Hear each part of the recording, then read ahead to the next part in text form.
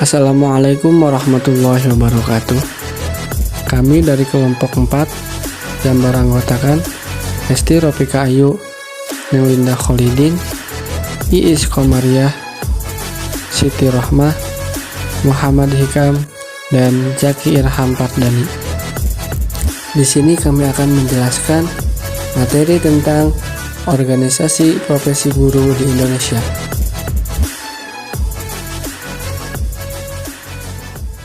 Pengertian organisasi profesi secara etimologi, organisasi berasal dari bahasa Yunani, yaitu organon yang berarti kelompok orang dalam suatu wadah untuk satu tujuan bersama.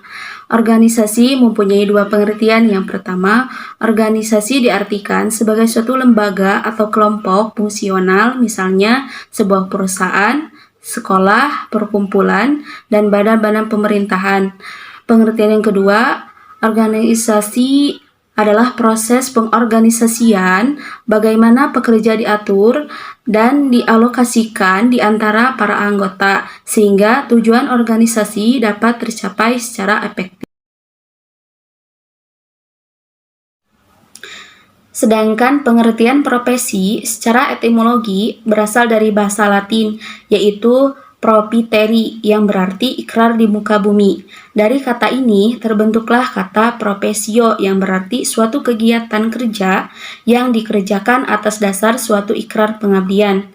Dari kata profesio ini kemudian menjadi istilah profession, yang berarti dalam bahasa Inggris, dan dalam bahasa Indonesia berarti profesi.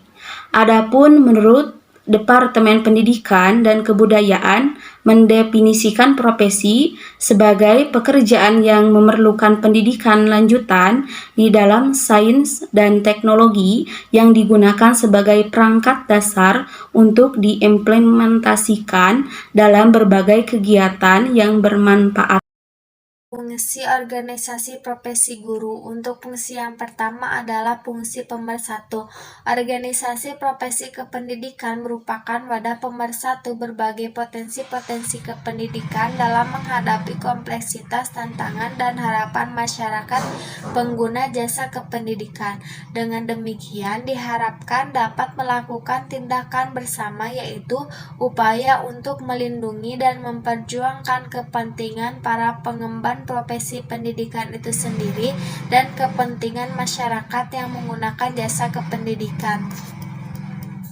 Fungsi yang kedua adalah meningkatkan kemampuan profesi. Fungsi ini tertera dalam PP nomor 38 tahun 1992 pasal 61 yang berbunyi, tenaga kependidikan dapat membentuk ikatan profesi sebagai wadah untuk meningkatkan kemampuan profesi. Dengan mengikuti organisasi tersebut, diharapkan guru dapat meningkatkan dan mengembangkan karir, kemampuan, kewenangan profesional, martabat, dan kesejahteraannya. Ini tercantum dalam beberapa poin. Untuk poin yang pertama adalah meningkatkan dan menghadapkan karir anggota.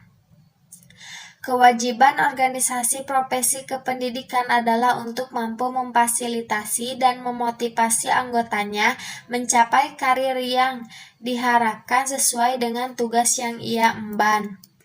Untuk poin yang selanjutnya, meningkatkan dan mengembangkan kemampuan anggota. Para pengemban profesi akan memiliki kekuatan moral untuk senantiasa meningkatkan kemampuannya. Untuk poin yang selanjutnya, meningkatkan dan mengembangkan kewenangan profesi anggota. Organisasi profesi kependidikan bertujuan untuk meningkatkan dan mengembangkan kemampuan kepada anggota melalui pendidikan atau latihan terprogram. Untuk poin yang selanjutnya, meningkatkan dan mengembangkan kesejahteraan. Dalam teori Maslow, kesejahteraan ini mungkin menepati urutan pertama berupa kebutuhan psikologis yang harus dipenuhi. Banyak kiprah organisasi profesi kependidikan dalam meningkatkan kesejahteraan anggota. Aspirasi anggota melalui organisasi terhadap pemerintah akan lebih terindahkan dibandingkan individu. Selain itu, organisasi profesi guru juga mempunyai kewenangan. Yang pertama, menetapkan dan menegakkan kode etik guru. Yang kedua, memberikan bantuan hukum kepada guru. Yang ketiga, memberikan perlindungan profesi guru. Yang keempat, melakukan pembinaan dan pengembangan profesi guru. Yang kelima, memajukan pendidikan nasional. Baik, selanjutnya adalah jenis-jenis organisasi keguruan. Yang pertama ada PGRI atau bisa disebut dengan Persatuan Guru Republik Indonesia. PGRI ini dilahirkan pada tanggal 25 November 1945, 100 setelah proklamasi kemerdekaan Indonesia. Cikal bakal organisasi PGRI ini diawali dengan nama Persatuan Guru Hindia Belanda atau juga disingkat dengan PGHB pada tahun 1912. Kemudian berubah menjadi nama Persatuan Guru Indonesia atau bisa disebut dengan PGI pada tahun 1932. Selanjutnya ada MGMP atau Musyawarah Guru Mata Pelajaran. MGMP ini merupakan suatu wadah asosiasi atau perkumpulan bagi guru mata pelajaran yang berada di suatu sanggar atau kabupaten kota yang berfungsi sebagai sarana untuk saling berkomunikasi, bertukar pikiran, pengalaman dalam rangka meningkatkan kinerja guru sebagai praktisi atau perilaku perubahan orientasi pembelajaran di kelas. Yang selanjutnya adalah Ikatan Sarjana Pendidikan Indonesia atau ISPI. ISPI ini dilahirkan pada pertengahan tahun 1960-an. Pada awalnya, organisasi profesi kepribadian ini bersifat regional karena berbagai hal menyangkut komunikasi antar anggotanya. Terus, pada perjalanan ISPI ini tergabung dalam Forum Organisasi Profesional Ilmiah atau FOPI yang terrealisasikan dalam bentuk himpunan-himpunan. Yang telah ada himpunan adalah Himpunan Sarjana Pendidikan Ilmu Sosial Indonesia. Terus ada juga Himpunan Sarjana Pendidikan Ilmu Alam dan lain sebagainya. Selanjutnya ada Ikatan Petugas Bimbingan Indonesia, ada IPBI. IPBI ini didirikan di Malang pada tanggal 17 November 1975.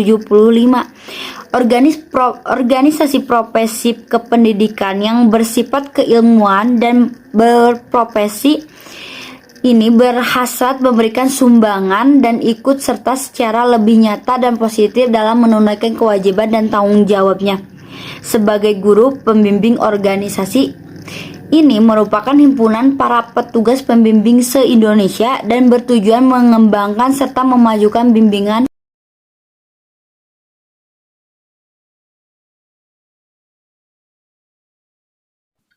bentuk dan corak organisasi profesi keguruan. Jika dipandang dari segi keeratan dan keterkaitan antar anggotanya, bentuk organisasi profesi keguruan begitu bervariasi. Ada 4 bentuk organisasi profesi keguruan, di antaranya berbentuk persatuan, berbentuk federasi, berbentuk aliansi, dan berbentuk asosiasi. Sedangkan corak organisasi profesi keguruan, jika ditinjau dari kategori keanggotaannya, dapat dibedakan menjadi 5. Yang pertama, jenjang pendidikan di mana mereka bertugas, seperti SD, SMP, SMA, dan lain-lain. Yang kedua, status penyelenggaraan kelembagaan pendidikan, seperti swasta atau negeri. Yang ketiga, bidang studi keahlian seperti bahasa, kesenian, matematika, dan lain-lain. Yang keempat, gender, yaitu wanita atau pria. Yang kelima, berdasarkan latar belakang etnis seperti Cina, Tamil, dan lain-lain. Dalam pembentukan dan pengembangan profesi, sebuah organisasi profesi diharapkan berperan sebagai 1. pengembangan, pembinaan, dan pengawasan mutu pendidikan. 2. Pengembangan, pembinaan, dan pengawasan pelayanan. 3. Pengembangan serta pembinaan ilmu pengetahuan dan teknologi. 4. Pengembangan, pembinaan, dan pengawasan kehidupan profesi.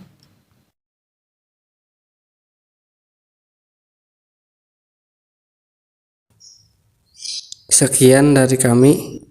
Wassalamualaikum warahmatullahi wabarakatuh.